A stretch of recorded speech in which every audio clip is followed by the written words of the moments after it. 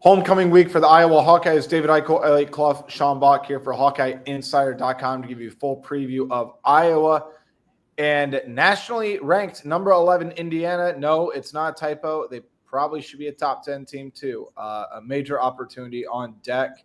A lot to talk about regarding Iowa over the last couple weeks, but this Indiana team continues to, I don't want to say surprise guys, because we knew they were going to be a good football team, but the 53-point dismantlement of Illinois, even though Illinois had like a second-string secondary, you can't really sleep on the Hoosiers at this point, and it's not that a team's flawless by any means, but they've looked pretty damn good and looked like a top 5 team on Saturday. Sean, I'll start with you because I know you wrote the opponent analysis for our members. I think that came out on Sunday morning.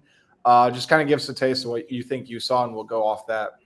Yeah, that was an absolute drumming. And as a guy who has been pretty familiar with Indiana football, being that my dad was an alum and I grew up in an Indiana household, it's really weird to see that Indiana's having the type of success that it has on the football field. But Kurt Cignetti, man, he knows how to coach. He knows how to build a program. He knows how to turn things around. Has won everywhere he's been. Google me. But yeah, it's this Indiana team. Like, you know, they talk about last year and kind of how that team was so good, being a college football playoff team and not necessarily beating the best of opponents. But man, when you look at their 2 losses, those were the 2 teams that were in the national championship. And, you know, they hung with them for, you know, bits and pieces. I mean, I guess the Notre Dame game never really felt close. Don't remember the Ohio State game too much, but to see what they did against some of the opponents that they like needed to beat or like were on a higher level on, just like partly, just those beatdowns were uber impressive. And to do that, I don't care if Illinois is ranked number 9, considering, or like if you don't feel like Indiana or Illinois should be ranked number 9 in the country, considering what Indiana did and just how they completely dismantled that Illinois team, which, you know, brought back nearly everyone from a pretty good football team last year, that's really impressive. Like, no matter who you're playing against. Yeah. And I think this Indiana team, like top to bottom, there aren't a lot of holes. You think, okay, they have a really good passing game with Fernando Mendoza. Well, guess what? They have a really good running game now too, and they're down one of their top running backs. Their receivers are really talented as well. They have a couple tight ends who are pretty good. Their offensive line might be one of the bigger question marks for them, but they've been really good to start the year as well. And then the defense, there's so much speed. Like, there's not really any guys that just have like elite intangibles.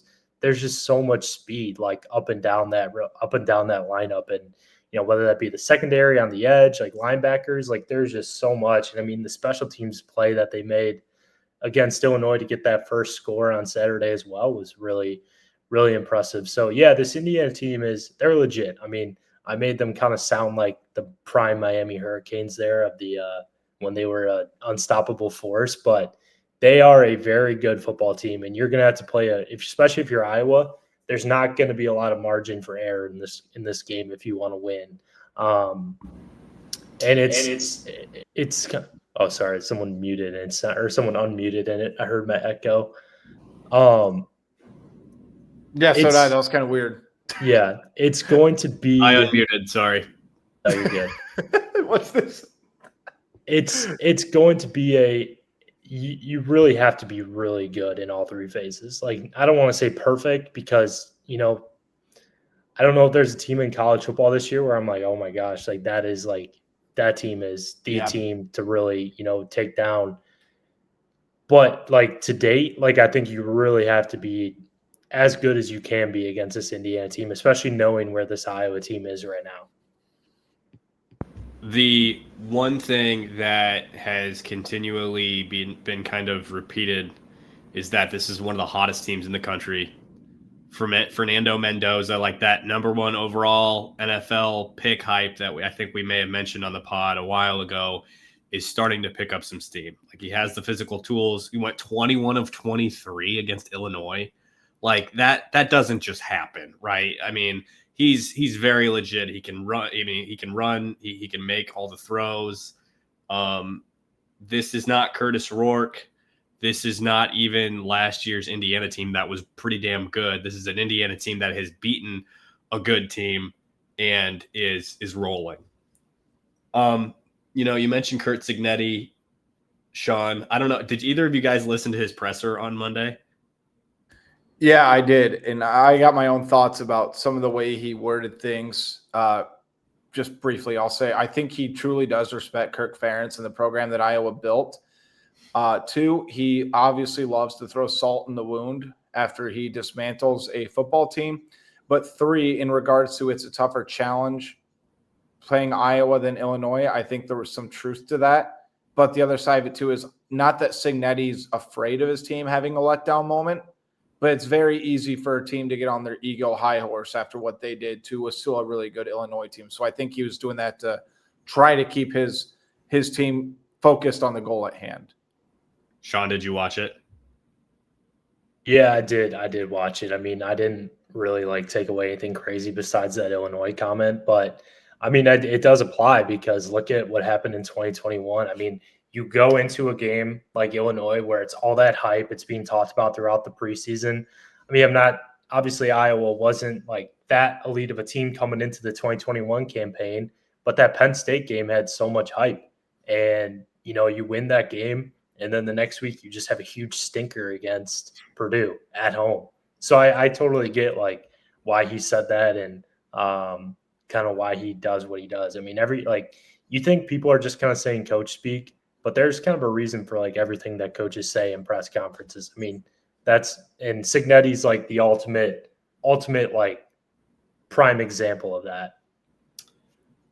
There are a couple things that I noted from the 8 minutes that he was available or that I saw, because in the same video, the same format of video that the Big Ten released on YouTube, Kirk Ferentz was 20 minutes.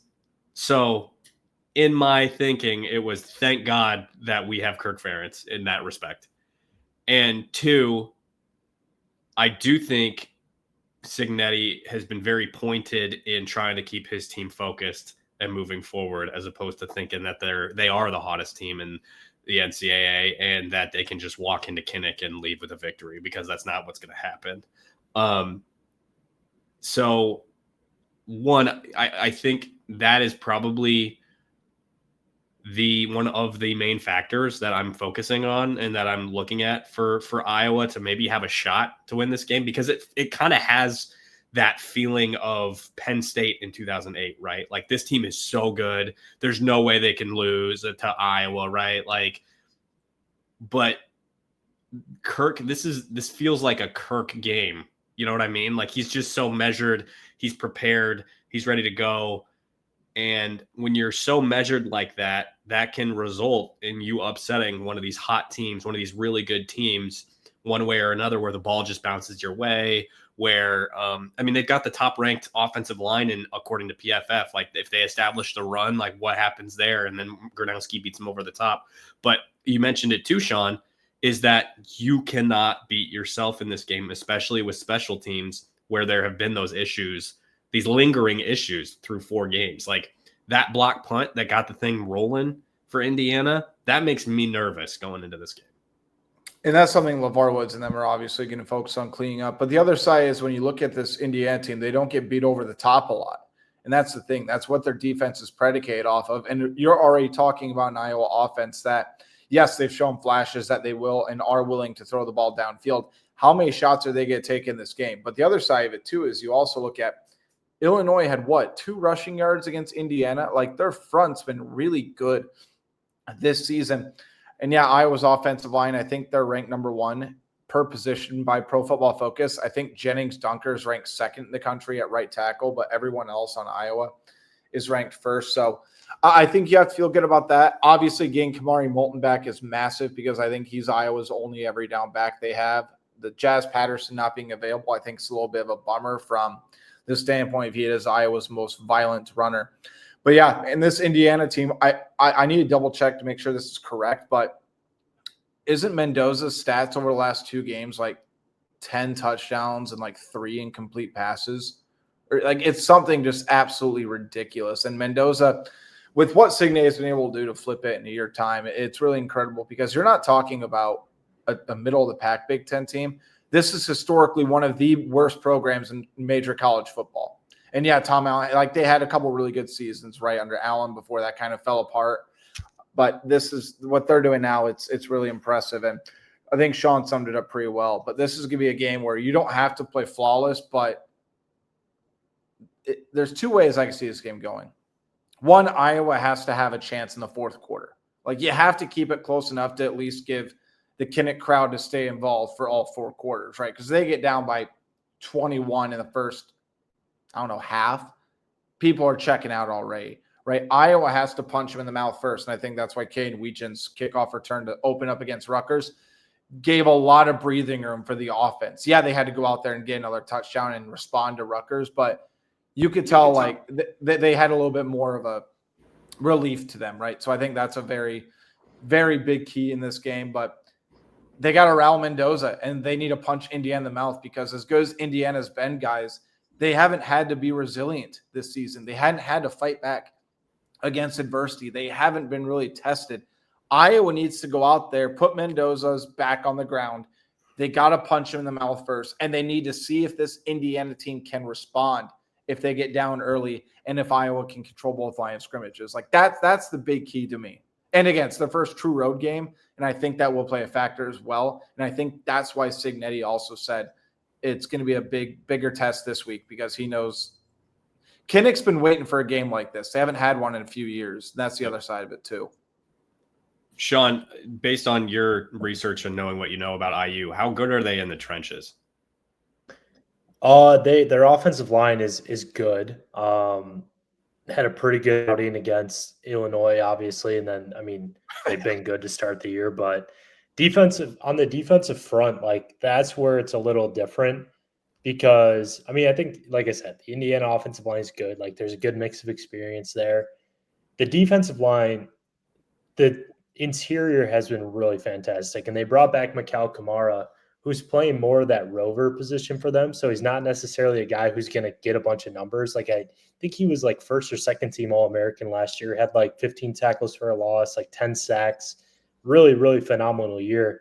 He's not really getting those numbers this year, but he's really doing a good job of like causing havoc and kind of using his athleticism and his speed to play in space and kind of just get some of those pass rushes. But they've had a really good luck on the interior, I think, with some of the pressures that they've been getting, which makes it even more important for guys like Bo Stevens, Logan Jones, and Kay Pieper to really, be consistent in pass protection.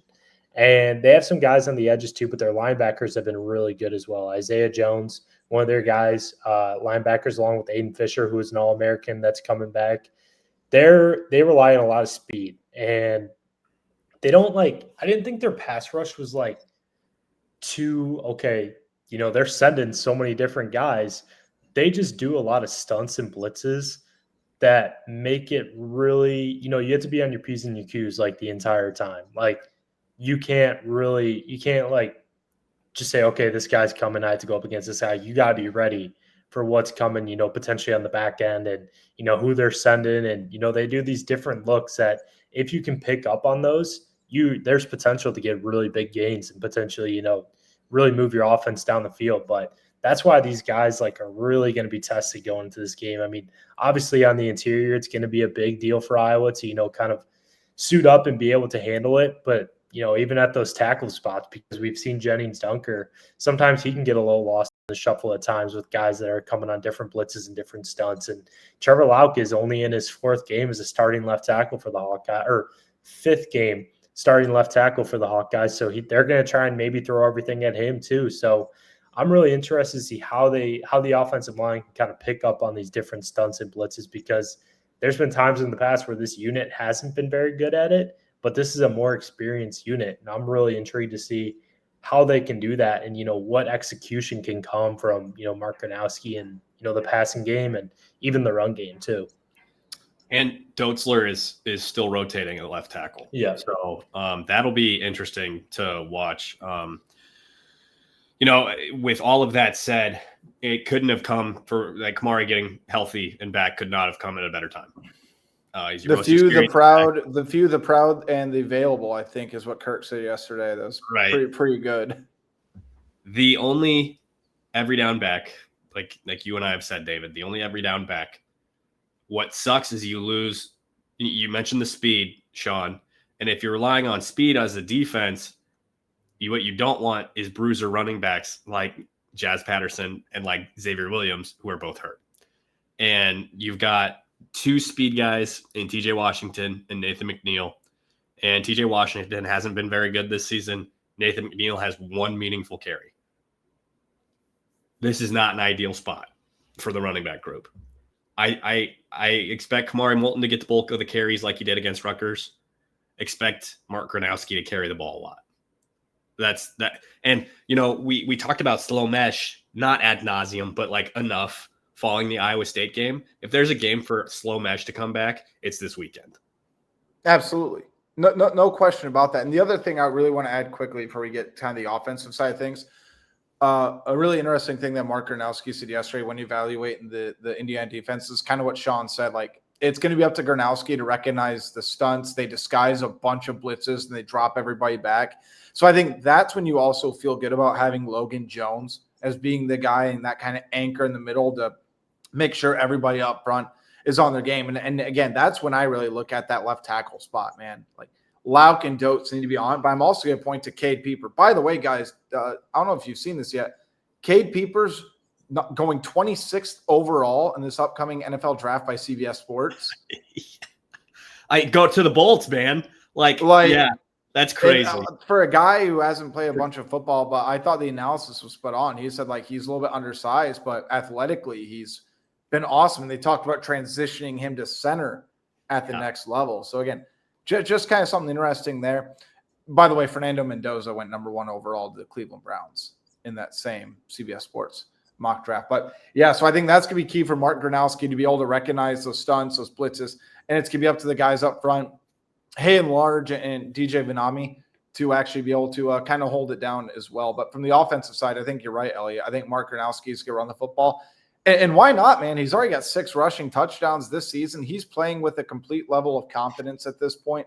And I think what you can be encouraged by, and again, this is going to be the biggest test yet, without a doubt, but the passing game of the offense feels like it's taken a step forward every single week. And I know it wasn't a great Rutgers defense, but Mark made good decisions, obviously missed that throw that should have been a touchdown, and that will cost you against Indiana. But for him to be able to miss that throw and then come right back down and score another couple of times, I think that really shows that gamer Mark Gronowski that Iowa thought they were getting. And I'd love to see Dayton Howard in there more. I'll have a story coming out in Dayton Howard probably maybe Thursday after we got a chance to talk to Bud. I thought Bud gave some really good insight to Dayton, so be on the lookout for that. I'd love to see him take a couple of shots downfield. I just don't think you're going to be able to upset this Indiana team with conservative play calling. You're going to have to win in the trenches, and that's kind of where I'm looking at this, where if you do bring back that slow mesh, I think that's the only way you're going to be able to kind of get Indiana off its game. And I know we talked, Sean, you mentioned earlier about like coach speak and Elliot about coaches always say a certain thing for a reason. I don't think Kirk Ferentz is blowing smoke when he said like their offense kind of reminds me of Ohio State, because they are literally that skilled and that efficient at this point. They have 4 rushers with more than 208 yards. They have 2 receivers with 5 touchdowns already. They have a variety of big targets. And again, Mendoza just doesn't waste any throw. He makes good decisions. So, yeah, I mean, I think Iowa doesn't need to play perfect, but if they get down early, guys, like Cignetti's one of the biggest coaches in the Big Ten in terms of the second he finds a weak spot in your defense, he's going to attack that relentlessly time and time again. And nobody feels more pressure heading into this week, in my opinion, than Deshaun Lee after what happened against Rutgers. Because I really think they're going to try to – it's going to be like the Desmond King when he was a senior, where they just almost avoid that side of the field and they're just going to completely target the other side of it in that quote-unquote weak point until Deshaun Lee proves he can stop it. How early do we think they go to Jalen Watson? Not early. I don't think you throw him to the Wolves early. I don't think that's a good situation unless it's like I'll tell you what, if they go to Jalen that early, it's going to remind me of when David Bell was playing for Purdue, when they cycled through like 3 corners just to see if anybody could stop David Bell. Yeah, that was this game to me, I mean, from a game plan perspective, reminds me a lot of the Ohio State game from last year, which I mean, Kirk mentioned similar to Ohio State, but this is where like maximizing possessions and being able to have long possessions and put together long possessions on the offensive end is going to be so important, because what happened last week against Illinois? Illinois' offense got off the field quick, and then Illinois' defense was forced to kind of just like, be that last line of defense, and Indiana can put up points in a hurry. And it's not just Mendoza, like, connecting on the deep ball, running 4 verts. Like, these Indiana wide receivers are very, very talented.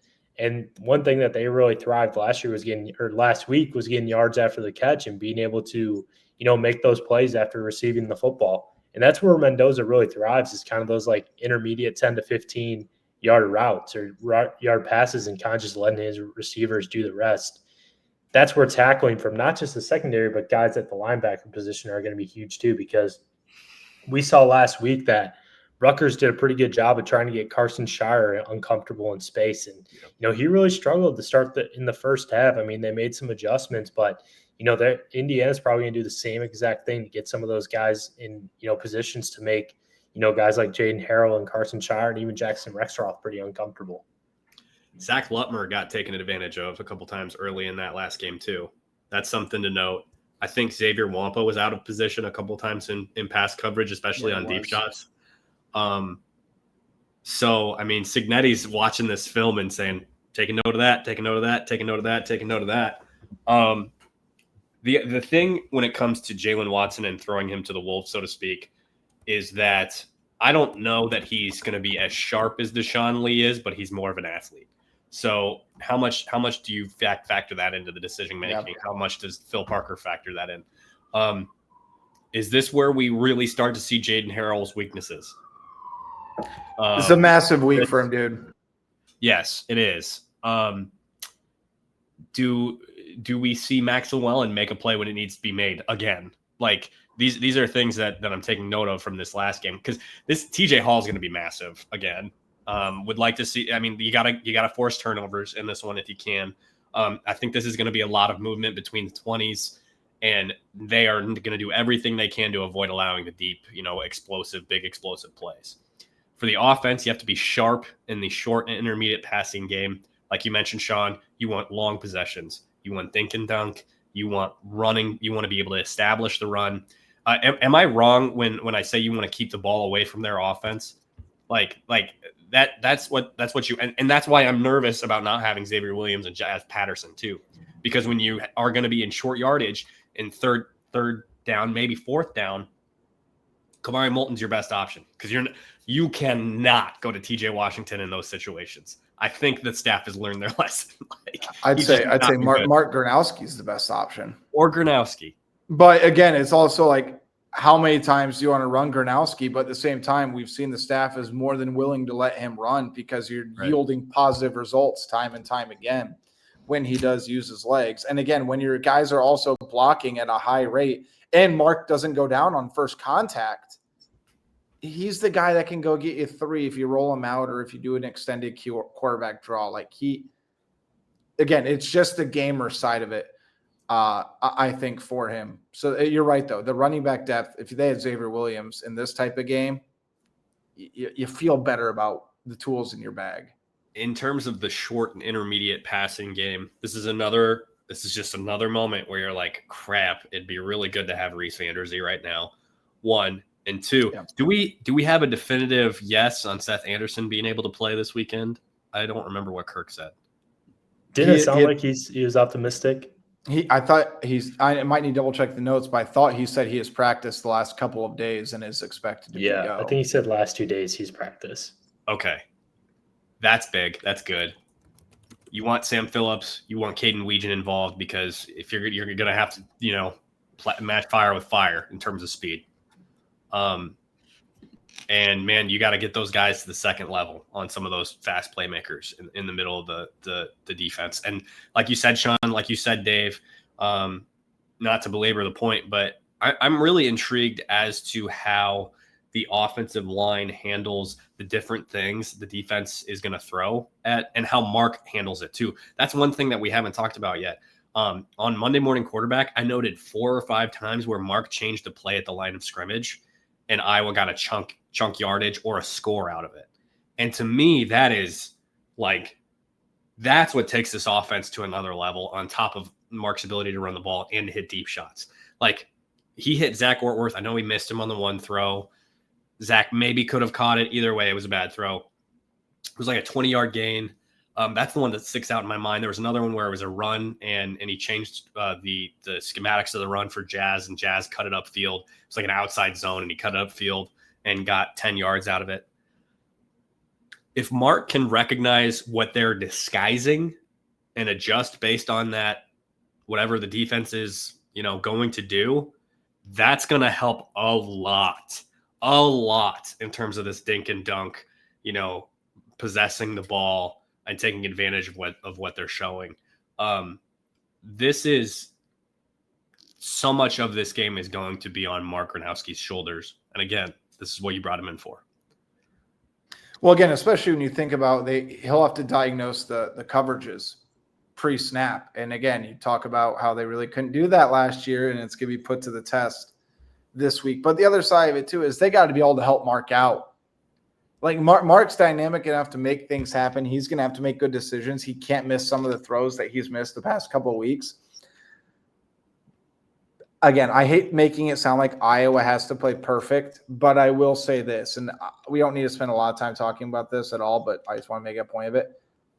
I was a little bit surprised that the line was as close as it was. I personally thought it was going to be about a 10.5, 11-point spread. But this also, to go back to Elliot's point about 10 minutes ago, this not the same context, but weird stuff happens in Kinnick, and we all know what happened in 2016 when Iowa welcomed in Michigan, and Michigan looked like it was arguably the best team in the country at that point.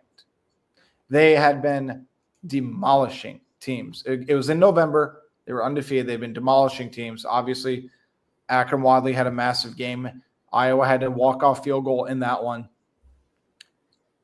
So it's impossible to really count out Iowa, but at the same time, like, this is going to be a very big gut check about where this program's at.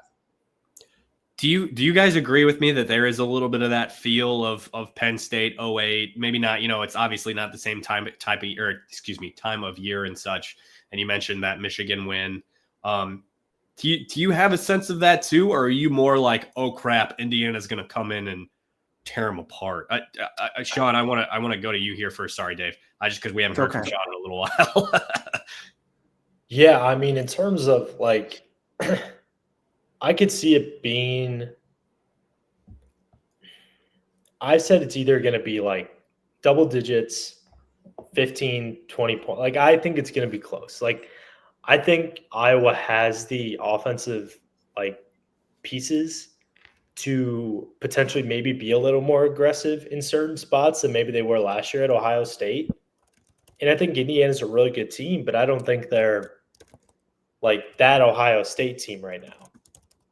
Yeah. But I think Iowa has a lot more. I think they have a lot more where they can be a little more aggressive on the offensive end and, potentially make plays that they really didn't have any trust in the offense making last year at Ohio State.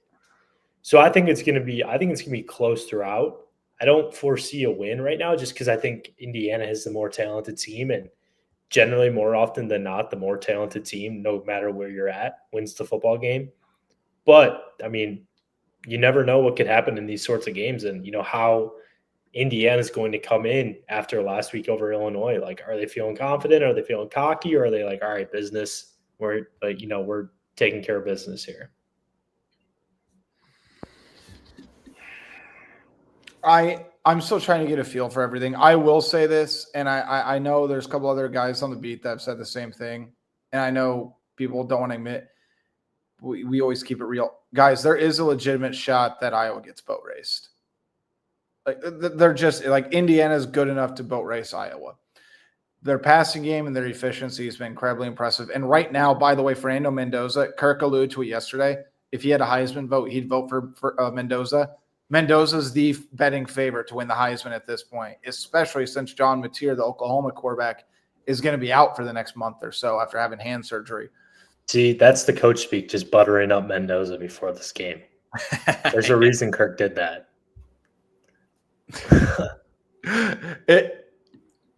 Phil Parker will have to have his guys right. Like it's crazy. I'm a little bit more worried about the defense and the offense in this game, just from a matchup point of view. What's your guy? I don't know if you guys have thought about this, but what's your number as far as how many points will Iowa need to score to have a chance to win? Because I have mine, and even mine still feels a little low, but I'm very curious. In the 30s. Okay. Like I 34, 35 maybe. I don't know, 28. But, I mean, who knows? I mean, if you're Iowa, you have to put Indiana, like, in a really – like, you have to make it a very ugly game. Yes. Like, do. I don't care how improved the offense is. You have to make it an ugly game. You have to do whatever you can to make it as disgusting as possible. Granted, I think this Iowa team is more capable of, having games where, okay, we can get into a shootout, but I don't know if it's against Indiana. There's two things I want to say here. I'll do the points thing and then I'll add and you can rebut, Dave. I want to say like gut says 28, mine says like 34. So I'm kind of saying the same thing Sean said, because they need to score points. They need to score a chunk of points. But how they win this game, I'm just gonna retweet what Sean said. I'm trying to be philosophical and crap, but like there's Sean said it perfectly. So I'm right there with Sean. I think it's 28. 30. I had 31. Okay. Like that's to have a shot. Because I don't foresee a world right now with how good Indiana's offense has been and the pieces they have. I don't see a world where Indiana scores less than 28. I really don't. And that's on a good effort from Iowa, because they've been so efficient, again, running the football, throwing the football. They're an opportunistic defense. The special teams has made things happen, like you guys said at the top. A lot of it's going to be on Gronowski and his confidence and his willingness to make the good decisions and the makeable plays. But this is such a major gut check for Iowa's defense. And quite frankly, I think for a couple players starting on the defense, because I think if they struggle here, guys, I think you put them on the bench and use the bye week to get the next guys that you think could step up ready. Because there's no better time this season if you're going to make a change than after this week. You have the bye week, and then you have a Wisconsin team who, by the way, might not win a game the rest of the season. And it's as crazy as it sounds, Wisconsin's best chance to win another game might be against Iowa. If you look at their, like, that's how crazy it is. Even if they go at Minnesota to end the season, that's a rivalry game. But, Elliot, you mentioned it, Jayden Harrell. He's got to be on top of his game. He needs to play his best game of his career. Deshaun Lee, he has to play the best game of his career. Carson Shire, I think, adjusts well. I thought Lutmer had a really good second half after struggling in the first, and I think you need to give him a lot of credit there. I think Cohen Entringer has been pretty reliable all season. You're still waiting for that major breakout play, but he's been reliable, right? But I'm looking at 2 or 3 of those position guys, and if they really struggle, if I was going to make a change in the personnel, it's going to be after this week, and that's something I'm really, really looking at as well. So the point that I was going to make, if this game is going to be ugly, Reese Dakin has to reach the next level, because he's been okay this season. He hasn't been fantastic. There have been some really bad punts. I don't know that he's had an amazing singular amazing punt so far this year. Has he? Am I wrong? Like, has he had like a 60-yard boot? I know he had like a 1 or 2 50 plus, but I haven't. There hasn't been a holy crap, that's a Torrey Taylor type punt. You know what I mean? And if this game is going to be ugly, you have to have that from Reese Dakin. We had 165-yard punt. Okay. Against Iowa State. Really? And then he has two punts inside the 20 this season, and he's punted the ball 10 times. Okay. Yeah, I mean, I get what you're saying, though, Elliot. I do too. I agree. And like you can't have the snap issues. And like I went back and watched Drew Stevens missed 40. He just missed it. It was a good snap. Yep. Ty Nissen put it down. You said it after the game, Dave. I went back and watched it, and you were right. Like, he just pushed it. So we keep hearing from LeVar about how Drew has reached this new level of conviction and confidence, and he's hit these 60-plus yard field goals, and that's awesome. But, like, you have to be consistent in games. He's missed too many so far this season between the extra point, and I think he's missed 2 or 3 field goals already, whether it's because of snap, whatever the issue is. Special teams has been something that's been preached by Iowa. You can't have an offense that has output and then lose everything else. Like, you can't be a trade-off. If you want to be a playoff team, you can't lose one thing, or you can't gain one thing and lose another. And this is the epitome of that. And, we went into this season talking about, oh, you have to win the Iowa State game. Well, you have to win the Indiana game because Oregon and Penn State and at USC are kind of just like, now you kind of just expect to lose them. Well, it's still that way. Like, you have to win this Indiana game, and it's only gotten the perception is only that it's gotten harder. So you have to clean up these things. You have to. This isn't if and but whatever. Reese Dakin, Drew Stevens, Bryant Worrell, like Jaden Montgomery, who allowed that block punt. It just flat out cannot happen against Kurt Signetti's team on Saturday. It just can't.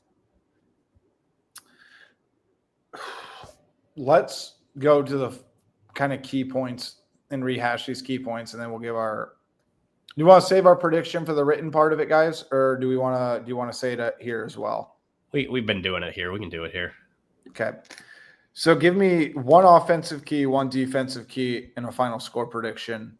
Sean, I'll start with you because you were the one who kind of wrote the overarching view of the preview and all that. I'm sure you already got yours made up in mind. Let's go for it. Mine were, so I basically said earlier, you have to be able to maximize the offensive possessions, put together extended drives that are not just like extended drives, but ones that can put points on the board. I mean, obviously, Kirk Ferentz said yesterday, how do you break your winless streak against ranked teams? Well, we had to score more points than they do. But so that's number one, being able to maximize those possessions and be able to put points on the board. Elliot, you mentioned Drew Stevens needs to be consistent. I was looking it up. He was in 2023, he was 4 of 8 on field goals from 40 to 49 yards. And right now he is 0 of 1. So he's missed the only one that he's had. But he was 5 of 5 last year from that range. His only field goals missed last year were above 50 yards or more. So you have to be able to put points on the board, obviously, but you have to maximize possessions because you don't want your defense on the field for extended periods of time. Defense, I said that the secondary and linebackers have to have their best game. But I think a lot of it, too, is pressure. Like, Mendoza is a different quarterback when he gets pressure, but he hasn't really been pressured much this year. But also at Cal last year, their offensive line was horrible, and he was not as efficient as he was, as he should be or could be. So you have to be able to get pressure on him, make him really uncomfortable, and, not let him wreak havoc back there, get as much time as he wants. And I think you'll be in a much better spot than, you would be if you're just allowing him to get it to his receivers. But also it's kind of like Iowa State in a way where he gets the ball out pretty quickly. So that's where it's really going to depend on your secondary and linebackers to be able to, hold up on their coverage and stick with their guys and, be able to tackle in the open field too. What was the question? Offensive keys? Keys, defensive and offensive keys. Okay. Oh, it's prediction 2 or no? Yes, prediction 2. Prediction, I have Indiana 34, Iowa 24. Okay. I got lost in what Sean was saying. I apologize. And sick mind. I was going to say, you've been out of it the last couple of days anyway. Offensive key is probably establish the run. Because if you establish the run, Mark Gronowski can get comfortable. And when Mark Gronowski gets comfortable, good things happen. So I'm putting that as plainly as I possibly can. Like, Kamari Moulton, stay healthy, dude. Stay healthy. Because if he goes down, then you're going to TJ Washington, then you're going to Nathan McNeil, then you're going to Brevin Dahl. And then you're only relying on speed. And then you're doing speed for speed, and that's just it's not going to be beneficial for the offense. Really quick, they said Brevin Dahl is available, but like if they asked if they'd go to him, he said, well, he just started practicing. He's basically available for depth. So that tells me it's very similar to the Deuce Hogan situation. Okay. Now, defensively, your big players got to make big plays. This is where Cohen Entringer has to reach that next echelon. This is where TJ Hall has to grab that first pick and, again, starts to ascend that list of defensive back names that have come through Iowa and had really awesome senior years. That and Deshaun Lee has to be as good as he possibly can be. And if, I mean, I'll leave Jaden Harrell for you, Dave, but like that's right up there too. I'm caught between Iowa gets throttled and Iowa wins by a field goal, because I feel like you can pick one. You pick one and you're a genius, and you pick the other and you're stupid, and it's both ways. So like I don't.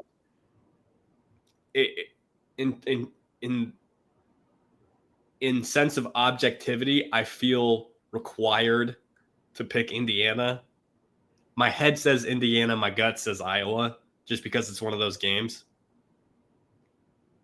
So I'm going to say I haven't thought too hard about it, but I'll probably give it to Indiana, and I'll say Indiana 30.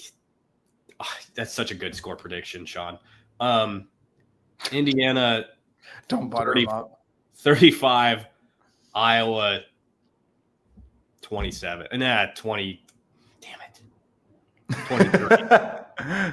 Indiana 30. What did I say? 35, Indiana or Iowa 23. 35-23, Indiana. I will say this is the time of year they won Indiana. There's no better time to play Indiana than right now. This is what you would handpick. They throw out Illinois. They're undefeated. They're feeling themselves. They go into Kinnick Stadium on homecoming.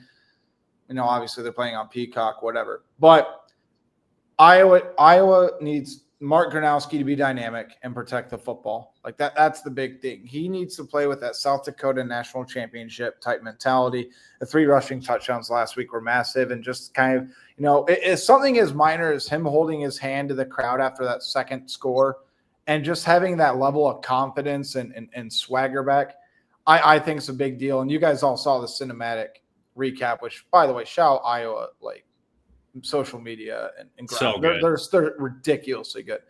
But it's kind of what I've asked Seth Anderson, a few of the players, and Kirk yesterday about Mark's sideline demeanor. You kind of got to see a firsthand look at how Mark Gronowski is after some of those plays, hyping up his entire offensive line, going to the receivers, yelling, "I believe in you." Like, that's the type of stuff they need from Mark, and they need him to play with that sense of confidence. Defense, put Mendoza on his ass. I mean, he has to get his jersey dirty. You can't allow him to have a clean pocket. Pressure him if he has scrambles the outside. Take as much pressure off of the defensive backfield as possible. I know we're focusing a lot on the passing game. We know Indiana can run the football as well. It really comes down to the defensive line and guys playing like 5th and 6th year seniors. And Elliot, you're exactly right. The last scenario I see for this matchup is Iowa keeps it close and loses. This very much has like, I guess maybe the Iowa like winning by like 20, but we've also seen Iowa dismantle Ohio State. Like, we've seen it before, right? This does have Iowa losing by 20 or winning by 3 written all over it. I think the Kinnick crowd's going to play a factor. I'm going to go against my own question earlier about the score prediction and the line being that close. I'm going to go Indiana 38, Iowa 30. I really do think Iowa's going to be able to score on this football team. And I'll tell you, another key factor is if Caden Weechin gets a shot at returning, he's going to. And if he makes 1 or 2 guys miss, like I'm not doubting him anymore, man. Like, he's in conversation for arguably the best returner in Iowa history alongside Tim Dwight. Cooper DeJean, had he come back another year, probably would be in that category, but because he didn't. I think Indiana pulls it out. I just think at this point, that is a really well-coached football team, and I just don't see enough from Iowa's linebackers or defensive backs that give me the confidence that they'll be able to lock down the Indiana offense. So one quick thing that I'll throw in here too is if Iowa's start to the season is emblematic of who they are, they'll allow points early. It's just about whether they can do enough offensively early to match that, and then what the second half looks like. That's a scenario where I say Iowa 31, Indiana 30. But I'm just not there. I'm just not there. I think Indiana's too good. I don't think this is a matchup where you can allow Indiana to get going that red hot that early. That's where it's not the same as Rutgers going out there and putting up 3 early scores. No, like Indiana scores just feel like they're so much more impactful, because I think even after the first half of Rutgers, I don't know about you guys, I felt like Iowa could adjust and stop them. I have a much harder time seeing that against Indiana. That's just me. So our full preview will be out tomorrow morning. Sean's done a nice job on that. I have a few other stories about the team coming out later tonight and throughout the rest of the week. And we're going to be, all three of us will be in Kinnick Stadium on Saturday. And we'll see, guys. I really don't have a good feel on this. I keep going back to it. Iowa wins a close one, or Indiana just makes a laugher out of it, because I do think that they're a college football playoff caliber team. Like, ultimately, I think right now you would have a hard time convincing me there's 5 teams better at football at this point in the year than Indiana. They're playing some of the best football in the country. And it feels really weird to say, considering it's Indiana. And I think about that pre-Signetti side of it. So again, stay locked into HawkeyeInsider.com. We're going to have stuff all week. Stay locked in on Twitter. I have my Twitter back. Thank you. Shout out to my old phone number for helping me out with that. And we'll talk soon. Thanks.